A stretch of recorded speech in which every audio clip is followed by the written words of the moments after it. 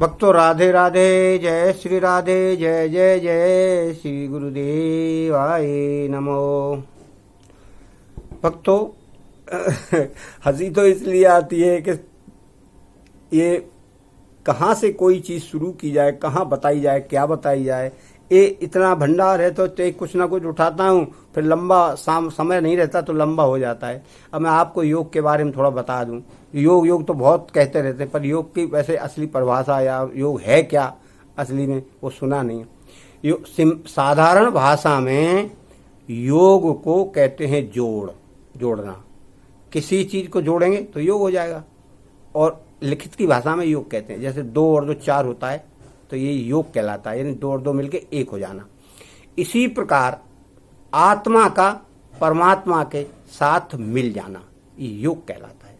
अब आप ये कहोगे आत्मा कैसी होती है, परमात्मा कैसा होता है, और वे दोनों मिलेंगे तो कैसा होगा। तो इसका एक प्रारूप या एक कल्पना करके आपको बता दूं। साक्षात्कार भी बता सकता हूं। तो साक्षात्कार में ये है, साक्षात्कार सीखो, वैसे बाद में सीखना, कि जैसे तालाब का पानी है तो आप जब तालाब पर जाएंगे तो उसके अंदर क्या है, पानी। जब आप तालाब को देखेंगे तो क्या कहेंगे, भैया क्या है, ये तो तालाब है। पानी तो नहीं बोलते ना आप उसको कि पानी है।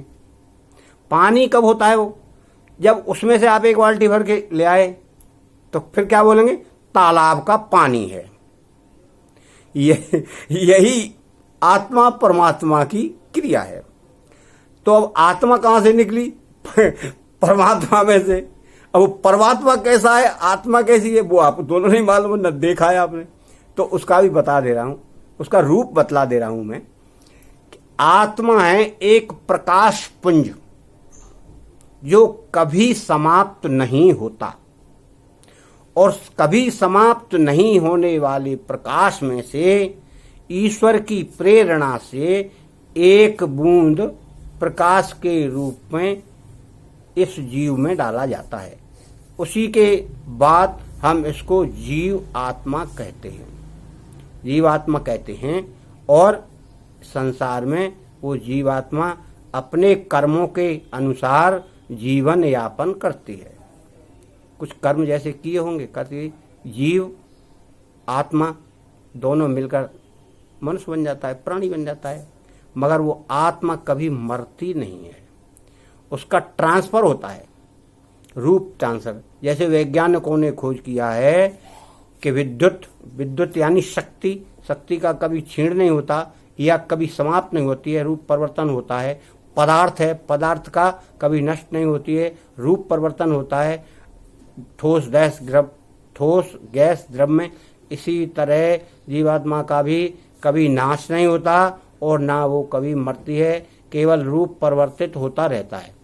तो लिहाजा योग की क्रिया में ये आपको हमने बता दिया कि कैसे योग होता है और योग का प्रारूप क्या है और आत्मा परमात्मा कैसी है।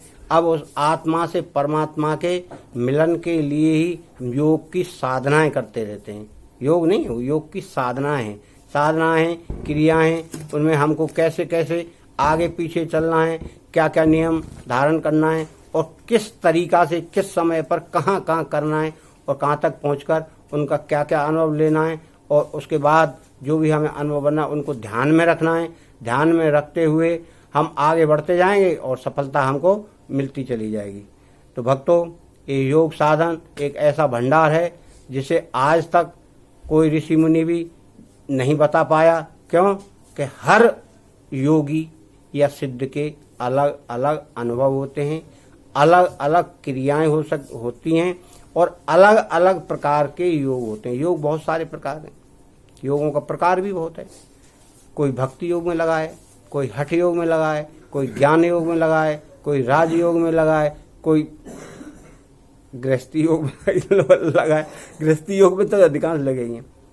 मगर वैसे सच्चा योगी कोई अगर बनना चाहे या बना है, या तो बाल रूप में योगी बना होगा, वो बाल रूप से ही साधना की होगी, या फिर गृहस्थ भोगने के बाद जो महात्मा बना होगा या सन्यासी बना होगा या योग में लगा होगा गृहस्थ रह के भी, उसको अनुभव ज्ञान और योग में परिपक्व हुआ होगा, योग की क्रियाओं में सफल हुआ होगा। अधूरा व्यक्ति नहीं हुआ होगा।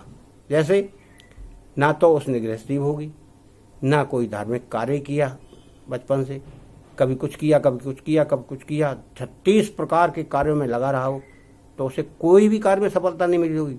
वो नौकरी भी नहीं कर पाया, वो पढ़ाई लिखाई भी नहीं हो पाई, तो सब में भटक के सब बेकार हो गया होगा और उसका जीवन एक अधूरा जीवन है। आखिर में ऐसा जीवन लगता है उसे कि कब इसका अंत होए, उसके लिए सोचता है वो। अपने जीवन यापन के लिए भी उसने कोई क्रियाकलाप नहीं किया। क्यों? कि उसने कोशिश ही नहीं की। अलग अलग मन भटकाने से अच्छा है एक ही में जाओ। भाई आप 36 प्रकार की उसमें एनर्जी खत्म करोगे तो एक चीज कैसे प्राप्त होगी? यही कारण है योग का। एक से एक को मिलाकर हम योग साधना करें और अपने आप को पहचानें और उसको उसमें मिला दें और आनंद लेते रहें। वही एक मोक्ष भी है, उसको मोक्ष भी कहते हैं। जब जिसका आत्मा का परमात्मा का साक्षात्कार हो जाता है तो मोक्ष के रूप में हम लोग आनंद लेते हैं। मोक्ष का रूप मोक्ष कहते हैं मुक्ति, मुक्त होना किसी चीज से, सुख दुख जीवन मरण। और जीवन मरण सुख दुख ये तो यही यहाँ के हैं। वहाँ तो कुछ नहीं, ना सुख है ना दुख है ना जीवन है ना मरण है। वहाँ तो कुछ करने नहीं, आनंद लेते रहो, भगवान की भक्ति करते रहो। जैसे यहाँ का मंदिर में कोई होता है, बस संत महात्मा की मंडली होती है, न उन्हें खाने का पता, न जाने का पता, न आने का पता, न यही नहीं पता कौन कहाँ से आएगा क्या आएगा। ना आए, ढोल मंजीरे बज रहे हैं, भगवान का भक्ति कर रहे हैं। कोई हरे राम हरे कृष्णा कर रहा है, कोई भजन गा रहा है, कोई मंडली बना के नृत्य कर रहा है, सब उसमें मगन विभोर हैं। उन्हें होश ही नहीं है क्या करना है। ये तो गृहस्थी पड़ा रहता है और गृहस्थी का कर्म भी है। वैसे सबसे बड़ा आश्रम है गृहस्थाश्रम। इसमें व्यक्ति सब कर्म करते हुए भी भक्ति कर सकता है। क्योंकि भक्ति वाले तो एक ही काम है, सुबह शाम तक भक्ति करना, और उसको भी ना करे तो मिथ्याचारी है, झूठा है, कपटी है। तो इसलिए भक्ति मार्ग जो कर रहा है गृहस्थी वाला सर्वश्रेष्ठ है। उसमें वो पुण्य भी बड़ी आसान से कर लेता है। अभी वो सन्यासी हो गया, फकीर हो गया तो पुण्य भी नहीं कर पाएगा, मदद भी नहीं कर पाएगा, साधन नहीं है कोई उस पर किसी चीज की, किसी की कोई सहायता करना चाहे क्या उस पर खुद ही नहीं है। उस पर 2 कपड़े हैं, एक लपेटने का एक ओढ़ने का। अब उन्हें तो वो दे देगा तो उसका जीवन निर्वाह नहीं होगा। तो इसीलिए साधु रूप एक अलग है।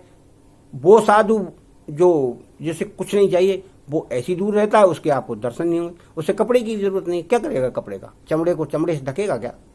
इसीलिए वो साधु बेकार है। घर घर भिक्षा मांग रहा है, कपड़ा मांग रहा है और कई प्रकार की चीज़ों के लिए भ्रमित हो रहा है। उसे अपनी समय पर साधना नहीं कर पा रहा, भक्ति का ध्यान नहीं कर पा रहा, भगवान का भजन नहीं कर, तो व्यर्थ है। ऐसे साधु होने से क्या मतलब है?